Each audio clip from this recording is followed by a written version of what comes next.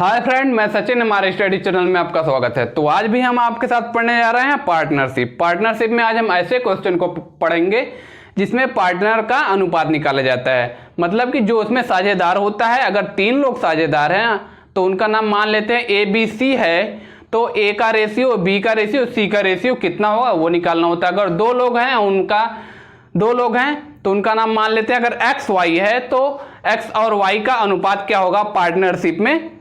तो ऐसे ही क्वेश्चन को आज हम सॉल्व करना सीखेंगे। अगर आप चैनल पर नए हैं तो चैनल को सब्सक्राइब कर लीजिए और वीडियो को लाइक कर दीजिए। तो चलिए शुरू कर देते हैं।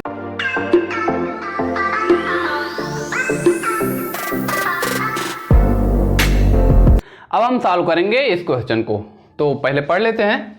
यदि P की पूंजी Q की पूंजी की 2 गुनी तथा Q की पूंजी R की पूंजी की 4 गुनी हो तो P, Q तथा R की पूंजियों का अनुपात होगा।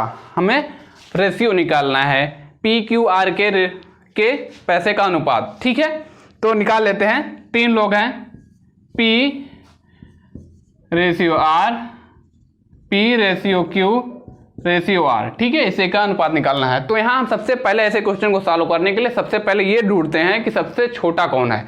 तो यहाँ देखते हैं, P की पूंजी Q की पूंजी की 2 गुनी है। ठीक है, P की पूंजी Q से दुगना है। ठीक है, तो मतलब ये वाला बड़ा है, P बड़ा है यहाँ। अब देखते हैं, P बड़ा है, Q छोटा है। अब देखते हैं आगे क्या लिखा है, Q तथा Q की पूंजी R की पूंजी की 4 गुनी है।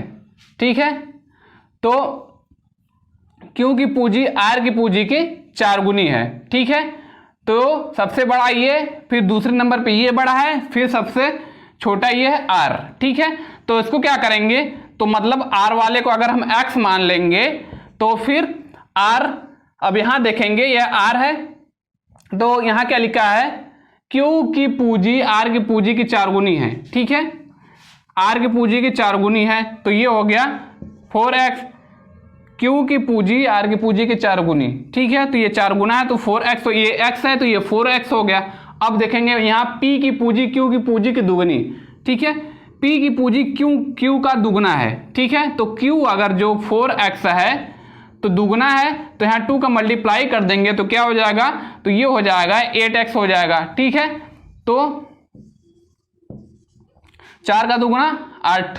ठीक है, तो 8x। अब इसका रेशियो हम क्या लिख सकते हैं, 1x को 1 लिख लेंगे, ये 4 हो गया, इसको लिख लेंगे 8। तो 8 रेशियो 4 रेशियो 1। ठीक है, तो आंसर कौन सा होगा, ये वाला होगा।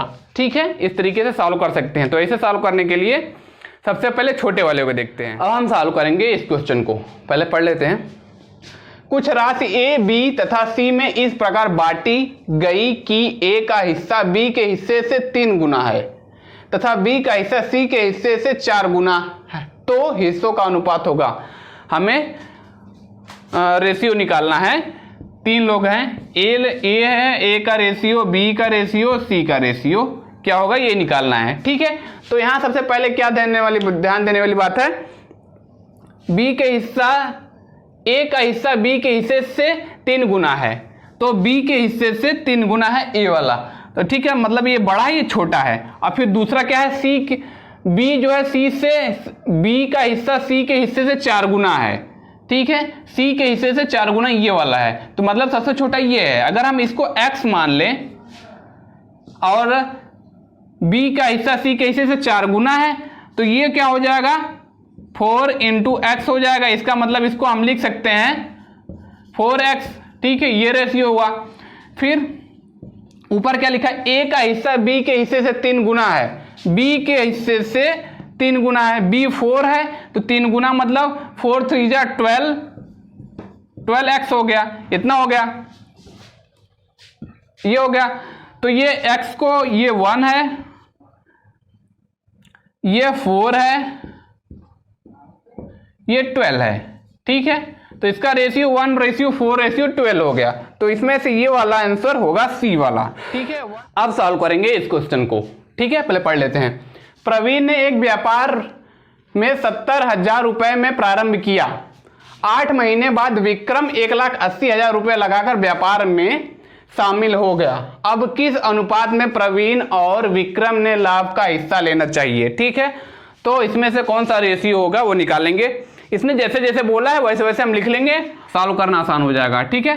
तो प्रवीण ने 70,000 रुपये लगाया, ठीक है, 70,000 रुपये लगाया, ठीक है, 12 मंथ के लिए, 1 साल के लिए लगाया, ठीक है। फिर यहाँ रेशियो हमें निकालना है ना, तो फिर विक्रम ने कितना लगाया, 1,80,000 रुपये लगाया, ठीक है। कितने महीने के लिए, 4 महीने के लिए। क्यों, क्योंकि ये 8 महीने बाद आया। साल में कितना बचा, 4 महीना बचा, 8 4 12, ठीक है, 4 महीना बचा हुआ है, 8 महीने बाद आया क्योंकि, ठीक है, 8 4 12, ठीक है। अब इसको आगे सॉल्व कर देंगे। ये हो गया 84 आ गया, 12 सत्ते 84, 1 2 3 4 जीरो हो गया। रेशियो निकालेंगे, 18 चौक 72, 1 2 3 4 जीरो हो गया, 4 जीरो कट गया, ठीक है। अब इसको सॉल्व करेंगे, क्या आ जाएगा, ये हो गया 2 चौके 8 हो गया, 42 दूने 84 हो गया, ठीक है, 36 दूना 72 हो गया, ठीक है, ये है, ये कट गया, और 21 दूना 42 हो गया, और 18 दूने 36 हो गया। इसको सॉल्व करेंगे तो इसको और रेशियो में लिख सकते हैं, 7 त्रिक 21 हो गया, और 6 त्रिक 18 हो गया, ठीक है। तो ये आ गया 7:6, ठीक है। तो 7:6 ये वाला आंसर होगा, ठीक है।